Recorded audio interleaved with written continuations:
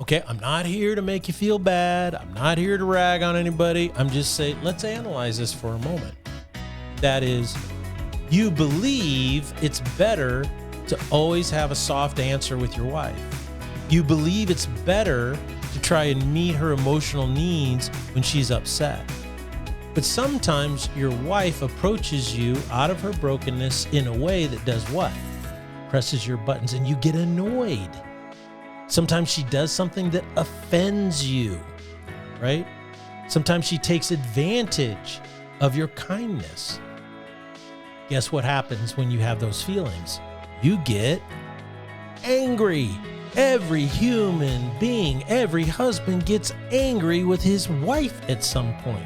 And when you get angry, if you open up your mouth, what are you potentially or tempted to do? You are tempted to behave in a way that contradicts your core value or your core conviction.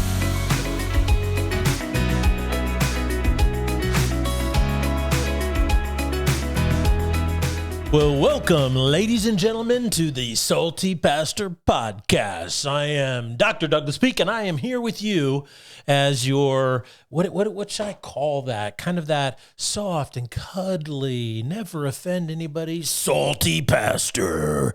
That's a joke, of course. We are currently here in a series about the 7 deadly emotions. And I thought, what a great series where you could really start to dig in to understanding what you believe and why you believe it, because that is a really critical point on this series. Because all the Salty Pastor wants to do is help you think for yourself. I want you to be able to gain knowledge. I want you to gain historical perspective, even philosophical constructs. I want you to understand logic and reasoning and how arguments are formed and whether they're legitimate or not, so that you're not manipulated, you're not deceived. You live in a postmodern world, and the primary goal in a postmodern world is to create narratives. And these narratives are designed to play on your emotions. So it uses emotional logic, not rational logic. And that's why we end up with such crazy ideologies, crazy thoughts, crazy activities, crazy actions in our world today.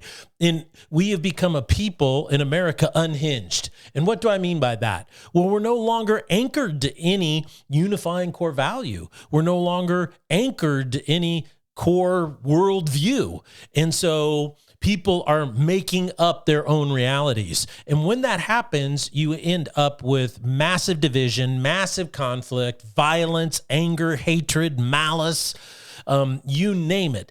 When you have people making up their own reality, it ends up dramatically bad for them and everybody around them. It kind of reminds me in the Old Testament when things got really, really bad before Noah. And it was basically, it says in the Old Testament, it says that everybody was doing what was right in their own eyes. So C.S. Lewis said, basically, that's the description of hell, is that hell is not a place of fire. His position was hell is living with everyone else who's spending every moment of every minute of their existence in eternity of hell doing what they want to feed their own selfish desires. Boy, that is a living hell here on earth and for eternity. So regardless of your perspective on hell, whether you like to vision it with fire or you like to see it as people living and doing their own thing for selfish reasons, it seems to me that both would be pretty darn miserable. So that's what the Salty Pastor is about. It's about helping you think through all these things so that you can navigate this thing called life. And this series about the 7 deadly emotions is all about how our emotional logic often produces deadly outcomes in our lives as opposed to a rational logic that produces things like love, patience, peace, justice, mercy, and compassion in our lives. And that's how you can build a life that's worth living, that's worth enjoying. You can find meaning and purpose in your life. And guess what? You can build families on that foundation. You can build nations on that foundation. And that foundation, those foundational stones, those ideas and principles and that rational logic all comes from biblical world view. So that's what it's all about. When you are a part of the Salty Pastor podcast, that's what I'm attempting to do, is to help you discover what real truth is all about. So let's do a brief review of what we introduced last week. And I want to kind of reiterate this because it's a new way of thinking. It's a new idea. And I want you to have some really good handles around it. And that is that back in the 4th century BC, so 300 and some odd years before Jesus was born, Aristotle was a famous Greek philosopher, and he basically postulated what he called the 7 virtues of life. And the first one was trust, which is synonymous with faith, compassion, courage, justice, wisdom, temperance, and hope. And those were his kind of 7. Now, this became very popular with particularly New Testament theologians after Jesus was born, after he died and was raised from the dead and the church was started, is that it took off. And you get into the 2nd and 3rd century, what you see so many early church fathers developing an affection for the Aristotelian perspective on life, because they thought that what Aristotle created is a construct, a way of thinking, not actually what you're thinking, fit really well with the spiritual principles of Jesus Christ. And you see throughout early church fathers writing and incorporating a lot of these principles. And you see Thomas Aquinas, who is one of the greatest, theologians in the Catholic Church, in his Summa Theologica, he states that was his goal, was to wed biblical orthodoxy and Aristotelian ethics, I guess, is what he said. So in the 4th century, back to Aristotle's 7 virtues. In the 4th century, Evagrius Ponticus was an early church father. He was a great theologian, highly respected, and he was familiar with Aristotle's 7 virtues, and they had made these virtues biblical. These are the biblical virtues based on some of the lists that Paul had. For instance, if you flip over to Galatians chapter 5, Paul has a list. Now, lists in the New Testament are considered when Paul basically goes on a little roll and he lists a whole bunch of things out all at once. And in chapter 5, he gives us a list, and the list is about the fruit of the Holy Spirit. The work of the Holy Spirit in your life produces, he says, love, joy, peace, patience, kindness, goodness, faithfulness, gentleness, self-control. Against such things there is no law. So he lists out 8 things, boom, right off the bat. And what's really interesting is he says there is no law against these. And that's kind of a way of saying that even the early Greek philosophers extolled these virtues. And so that's why you see a little bit of overlap. You don't want to overstate the case, but you can say, I can see some similarities there. But Evagrius, he comes and he says, I wonder what happened if we postulated 7 deadly sins that are kind of the opposite of the virtues. And so he came up with anger, envy, gluttony, greed, lust, pride, and laziness, or which they called slothfulness. And so today, though, we don't think in terms of virtues. As a matter of fact, if you grew up in the educational system in America in the last 50 years, there's very little or almost no emphasis on virtue and character development and study of the ancient Greek philosophers. There just wasn't. And in the 60s, when they eliminated the Bible and scripture from our public education system, they kind of swung the pendulum the other way and did everything they could to even avoid mention of it. And that's one of the reasons why education has suffered in its ability to actually educate kids anymore, because they basically threw out the baby and the bathwater and everything else. And so it's become very ineffective since then. Is that a salty take? I don't know, but it is accurate. Now, today, because we are not focusing on virtues and we're not teaching virtues, therefore people don't think virtuously. However, we have been trained to think emotionally. And most people make their decisions today emotionally. Case in point, I have a friend, and he's a GM of one of the largest and most successful car dealerships in the Pacific Northwest. And one time we were just talking about how do they train their sales force and all this. And he said, well, what's really interesting is they train the salesmen from the premise that all decisions to buy a car are emotionally based. Isn't that interesting? And I think that's just a reflection now that salespeople are trained, and it's very effective.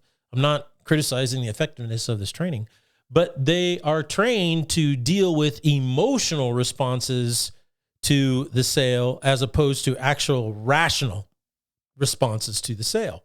And that just signifies where our society has gone. This is the effect of postmodernism, deconstructionism, and all these other types of things. But I also would like to point out what we discussed on Tuesday, and that is Philip Reif's book, Triumph of the Therapeutic. And he talks about how during the ancient Greek philosophers, we were focused on what was known as the political man. Now, is man found his identity, his meaning and purpose for living in his citizenship? In other words, how do I fit within the body politic? What are my responsibilities? What are my ethical obligations to society? Because if society flourished, then he as an individual would flourish. Well, then once after Christ came and Christianity influenced Western civilization so powerfully, so usually probably after about the 7th or 8th century, after Western Rome actually fell, is it became known as a religious man. And this was basically, we are all pilgrims and we find our meaning in religious pursuits. Then during the Renaissance, it shifted probably in the 1700s to economic man. And that is, man finds his identity in his economic activity, his capacity to produce the work of his own hand. He should be the recipient of his own labor. Of course, that whole notion of economic man is what birthed capitalism and had such a powerful impact on the world today. Then finally, we've moved since the early 1900s into what now is the psychological man. And that is, you can't find yourself or your identity in any outward activity. It's an inward quest psychologically for personal happiness or fulfillment. And we are now 100% in America in the age of the psychological man. And that means what we predominantly use in our culture to find meaning and happiness is emotional logic.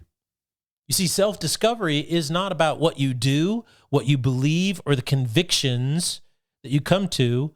It is what you feel can bring you personal happiness or fulfillment. To that, then, therefore, if you think that way, it's not what you're thinking, but how you're thinking, the result will always be, the incentive subconsciously is to elevate your emotions above convictions.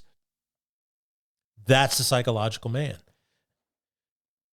The implication of this is pretty broad if you think about it. And this is why there's a bunch of emotional things that are so deadly on your life. Because if you're in the age of psychological man, think about this for a moment, and the incentive is to use emotional logic, the implication is you're admitting to yourself that you're not a soul, that you are not a total persona. In other words, what you're saying is that my identity is what I feel and the decisions I make based on my feelings, and how I will rationalize my decisions based on my feelings. When you do that, you're denying that your belief system, your underlying convictions are irrelevant. They are not a part of your identity. Logic is not a part of your identity. Facts, objective truth is not a part of your identity. In essence, if you use psychological, emotional logic in how you lead your life, you end up admitting that you are not a total persona, right? It's not convictions or discipline or beliefs or core values or an honor code that brings you personal happiness. It's managing your emotions, which in a moment, I'm going to show you how ridiculous this is. Because if you do that, you'll never be happy. Now, some people are like, well, wow, how do we get to this point? Why is it so new? Well, I hate to tell you this, but it's not new. As a matter of fact, Aristippus, and he was born in 435 BC, and he was a disciple of Socrates, just like Plato was. So he followed Socrates. And what's really interesting, he died 356 in Athens, and he was the founder of the Cyrenaic, boy, sometimes I just can't get things out. The Cyrenaic school of hedonism, which is the ethic of pleasure. And Aristippus said that the point and purpose of life was to pursue pleasure or whatever made you happy. Now, if this is how people live, then when it was articulated, it's no strange thing for it to resurface in our society today and become so prevalent in the way so many people in America think and live their lives today. And so this is why I call this series the 7 Deadly Emotions. It's because there are emotions that end up destroying your life. Now, it doesn't mean you shouldn't feel them. It doesn't mean you won't experience them. What it means is if you don't understand them and interpret them in the context of a greater good, a greater matrix of truth, conviction, core values, honor, and love, they will drive your life and end up destroying it.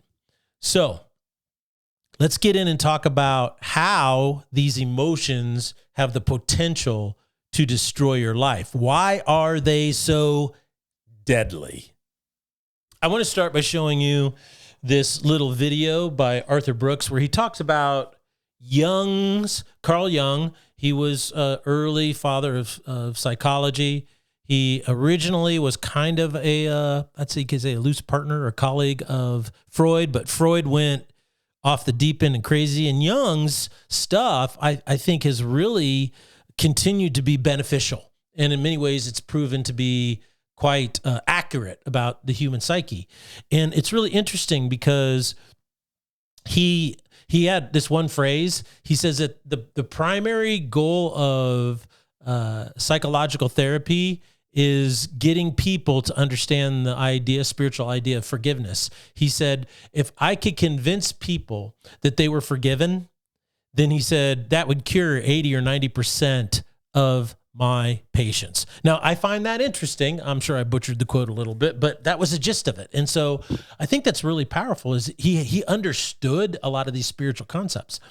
And anyway, Arthur Brooks is done a lot of study on happiness and the psychological relationship to happiness. And I want you to listen to him explain Carl Jung's principle on why so many people are unhappy. Let's listen. Carl Jung said that the basis of happiness is figuring out what you believe and acting according to it, living according to it. That the basis of unhappiness is living not in accord with your own morals. It's so incredibly empowering when I talk to a young woman or man and I say, for example, what do you think is a decent way to treat a member of the opposite sex when you're on a date? And they'll tell me, and I say, are you acting according to that? And they're like, no. I said, that's why you're unhappy, according to Carl Jung, but also according to common sense. Once you know what that is and say, I'm going to start acting and living according to my own principles, your life starts to change. Now, isn't that interesting? I want to point out 2 basic things that he states. Number one is he says, you need to know what you believe. What's a salty pastor always saying all the time? What you believe is one of the most important things about you, and we are here to help you know what you believe and why you believe it. So the first thing he says is you need to know what you believe, because the second thing is when you act in alignment with what you believe, you will experience happiness. When you don't act in alignment with what you believe, that is when you are unhappy or sad. I really like the illustration he used where he talks to young people and says, what do you believe is the best way to treat somebody that you are dating? And then he asks them, are you treating people that way? And they say no. And he says, that's why you are unhappy. So what a great way to drive it home directly.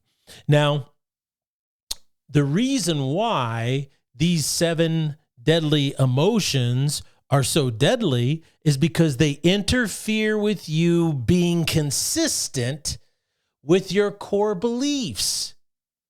So that's what this series is all about. It's like, what do I actually believe? And how is it that my emotional state interferes with me behaving according to what I actually believe?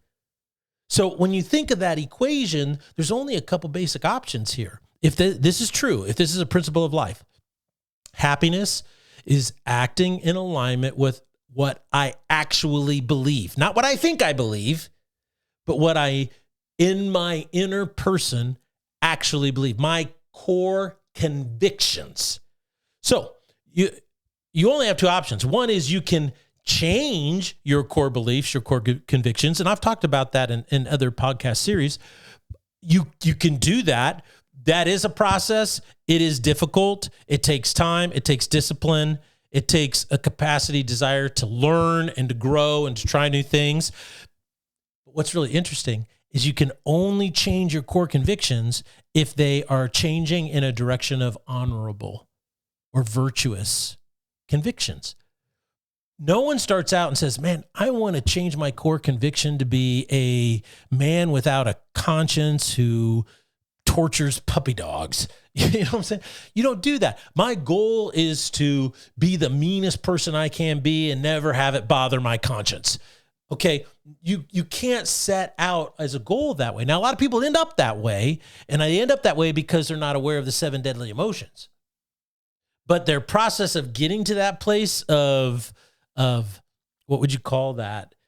Dissonance, getting to that place of hardness, getting to that place of unvirtuous things is probably the most unhappy journey in life you'll ever make. And when you get there, you will be more miserable than you've ever been in your life.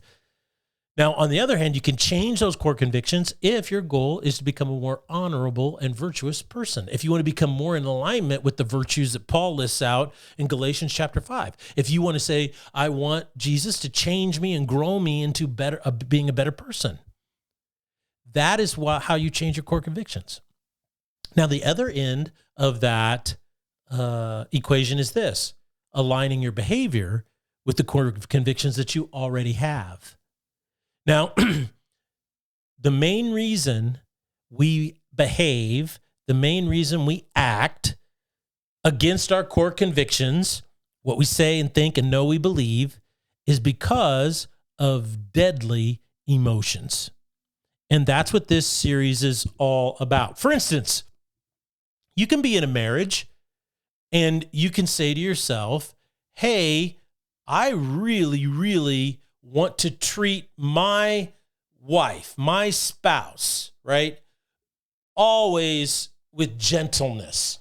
It says in 1 Peter that husbands should treat their wives as weaker vessels. Some people translate that as like a cherished and valued heirloom that's fragile and can be easily broken.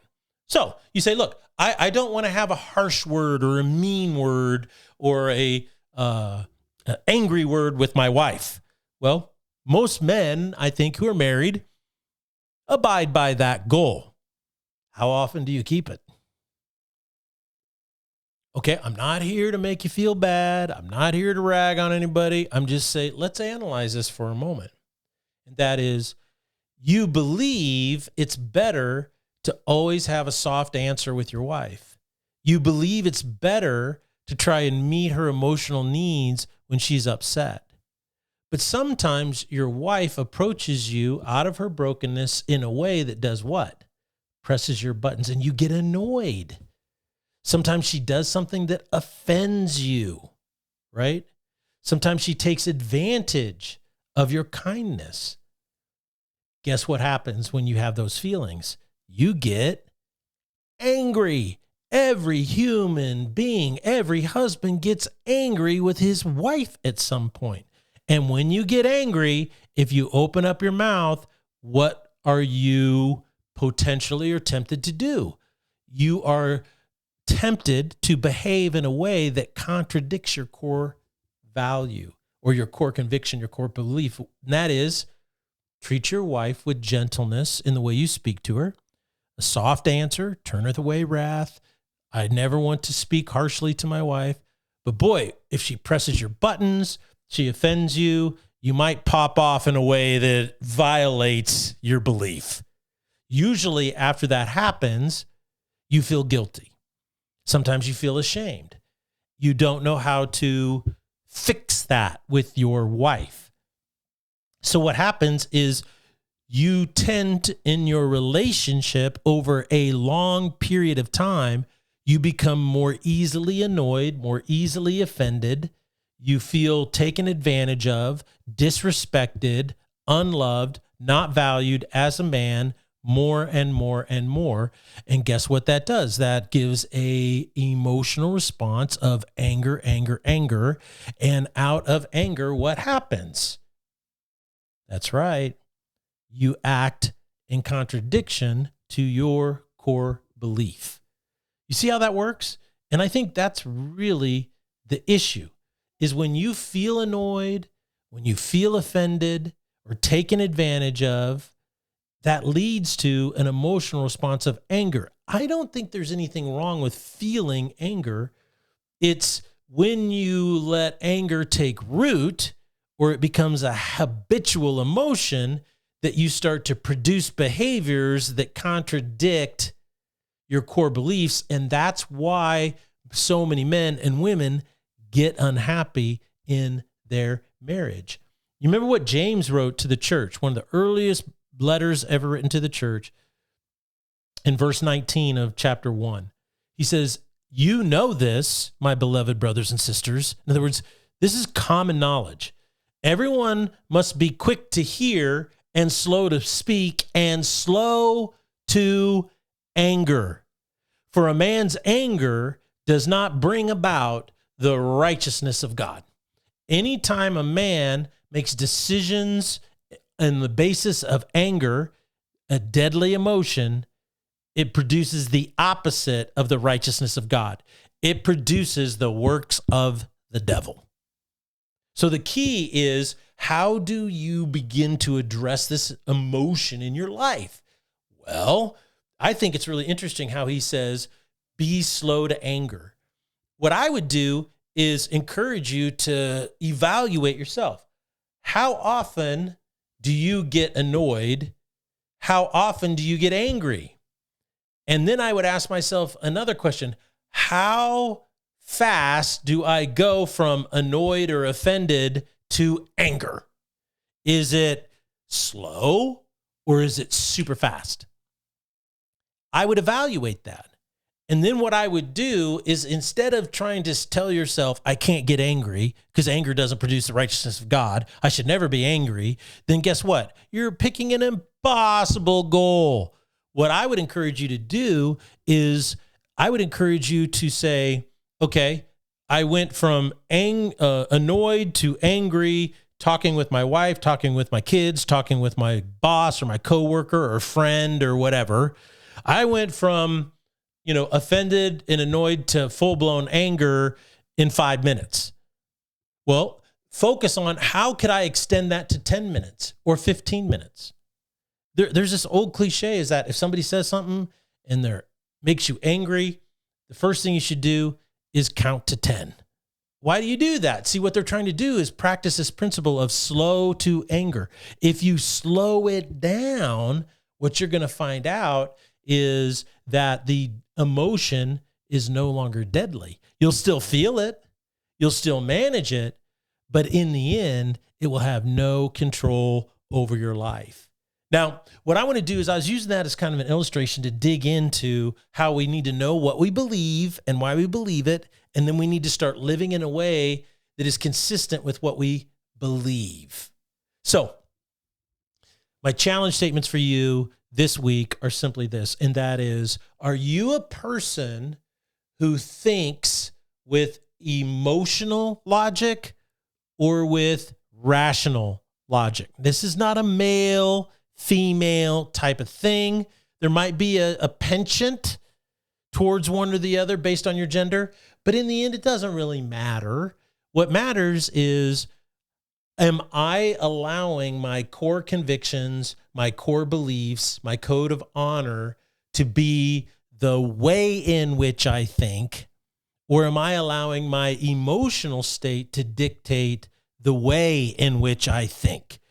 That's your challenge. You know how I'm always saying it's how you think, not what you think, that makes the biggest difference in your life. And this is a perfect example of that.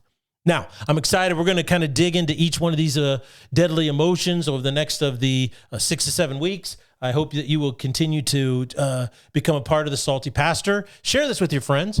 Hopefully that it will help them grow as well. Go to our YouTube channel, like and subscribe, click the thumbs up button, do all those types of things, because it definitely helps us. Also, if you go to our website and you click on that donate button, it's awesome. But when it'll take you to a place called PushPay where you can donate, but there's a memo line there, and you need to click on that memo line on PushPay and pick Salty Pastor. That way you know for sure it will come to the Salty Pastor Ministry.